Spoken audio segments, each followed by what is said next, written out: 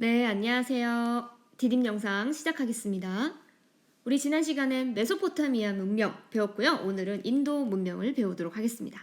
인도 문명은요, 기원전 2500년경 바로 인더스강 유역에서 드라비다인에서 문명이 만들어졌는데요. 이 인더스강 유역의 상류 지역에는 하라파라는 굉장히 정교한 도시가 만들어졌고요. 하류에는요,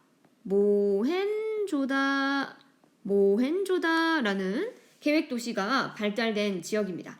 자, 이 지역은요, 청동기와 그리고 그림을 바탕으로 하는 상형 문자를 사용하면서 문명이 발달하게 되었고, 그 옆에 있는 지역이 메소포타미아 지역과도 교역을 활발하게 하고 있었어요. 굉장히 평온해 보이죠? 자, 그런데요, 저 북쪽에 중앙아시아 지역에 아리아인이 있는데요. 이 아리아인들은요, 유목입니다. 유목인들은 한 지역에 정착해 있는 게 아니라 여러 지역을 돌아다니는 민족인데요. 이 중앙아시아 지역은 농업이 좀 불리해요. 기후 조건에 의해서. 그러다 보니까 먹을 것을 찾아서 점차 동쪽, 남쪽으로 이동하게 됩니다. 그러면서 이 아리아인들이 인더스강 유역으로 점차 이동하게 되고요. 그러면 원래 살고 있던 드라비다인들은 어떻게 될까요? 점점 동쪽으로 더 밀리겠죠. 자, 그런데 이 아리아인들은요, 점차 더 세력을 확장시키면서 더 동쪽으로 이동하게 됩니다. 자, 그래서 기원전 1000년경에는요, 겐지스강 유역까지 진출하게 되고 강력한 철제 무기를 바탕으로 정복 전쟁에서 승리하게 되면서 정말 큰 도시국가를 만들고 인도 지역을 지배하게 됩니다. 자, 그러면 이 아리아인들이 원래 살고 있던 드라비다인들을 지배하기 위해서 아주 강력한 신문제를 만드는데 이를 우리는 카스트 제도라고 합니다.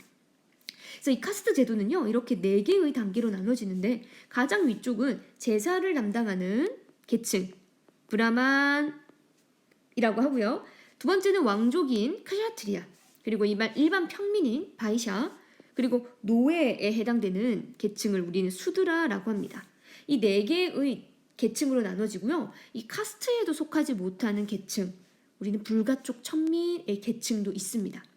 자, 가장 높은 계층이 브라만인데요. 이 브라만은 바로 자연신을 찬양하는 경전, 이 베타를 만드는 과정에서 종교가 등장하는데 이를 브라만교라고 합니다. 이 브라만교의 제사를 주관하는 계층을요, 우리는 브라만이라고 하고요. 굉장히 높은 특권과 그 다음에 권위를 가지고 카스트의 가장 큰 위에 있는 상위 계층이다. 기억하시면 되겠습니다. 자, 이런 인도 문명 꼭 기억하시고요. 이번에는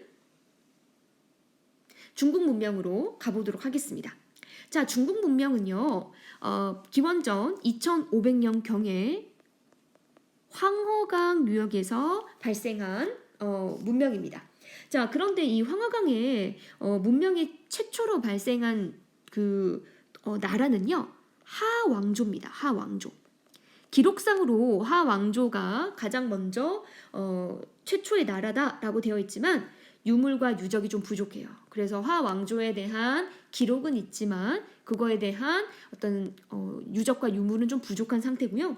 이 하왕조를 정복해서 황허강을 차지한 왕조는요, 상왕조입니다. 그래서 상왕조의 범위는 대략 이 황하강 유역을 차지했던 요 정도, 바로 상왕조부터 우리가 좀 공부를 하겠습니다.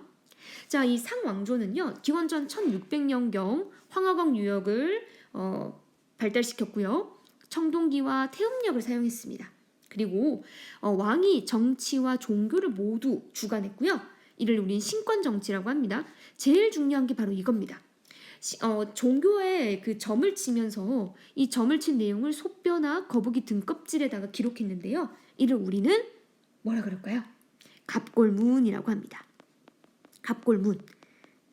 이 갑골문은요, 현재 한자의 기원이 됩니다. 굉장히 중요하기 때문에 기억을 해주세요. 자, 이 상왕조를 멸망시킨 기원전 1100년경 바로 주왕조가 등장합니다. 이 주왕조는요, 이 황하강 유역뿐만이 아니라 더 넓은 장창강 유역까지 세력을 확장시키는데 이를 우리는 주왕조라고 합니다. 자, 그러면 이 장장강 유역까지 영토를 굉장히 넓혔어요. 그래서 이 왕이 영토를 효율적으로 다스리기 위해서 만든 제도를 우리는 봉건제라고 합니다. 봉건제. 그래서 이 수도 지역을 왕이 다스리게 되고요. 나머지 지역은요, 왕과 가까운 왕족과 그리고 굉장히 믿을 수 있는 공신들에게 그 땅을 줬습니다. 걔네들을 제후로 삶아서 그 사람들이 다스리게 해줬어요. 자, 그래서 제후는요, 왕에게 세금을 내야 되고요. 그리고 그 지역의 특산물을 바쳐야 되고요. 군대를 동원할 수 있는 의무가 있습니다. 자, 그런데 잘 유지하고 있던 이 주왕조가요, 기원전 8세기 이민족의 침입을 받습니다. 이렇게 이민족의 침입을 받아요. 그런데요, 왕이 수도를 옮기고 도망을 가요. 수도를 옮겨요. 그렇게 되면서 이 도읍지를 옮기게 되고 이 점차 뭐야? 왕이 도읍을 옮기고 도망가는 거야? 라고 하면서 왕의 권위가 떨어지게 되는 거죠. 그리고 많은 시대가 흐르게 되니까 왕과 가까이했던 이 친족들도 점점 왕과의 거리가 멀어지겠죠. 자, 그러면서 이 제후들이 군대를 가지고 있기 때문에 점차 세력이 왕과의 세력이 약해지면서 제후들이 점차 힘이 강해지게 돼요. 그래서 서로 세력을 다투면서 혼란에 빠지게 되고요. 여러 제후들이 서로 권위가 확장되면서 이 시기를 우리는 춘추 전국 시대라고 합니다.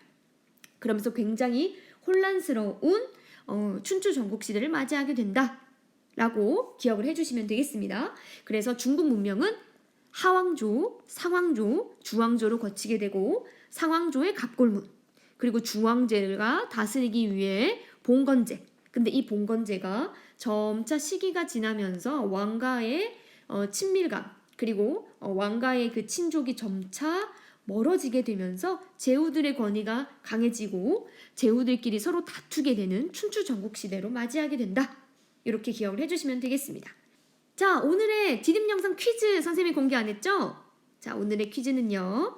아리아인이 원주민을 지배하기 위해 만든 엄격한 신분제도의 명칭입니다. 네, 비공개 댓글로 달아주세요. 진짜 안녕!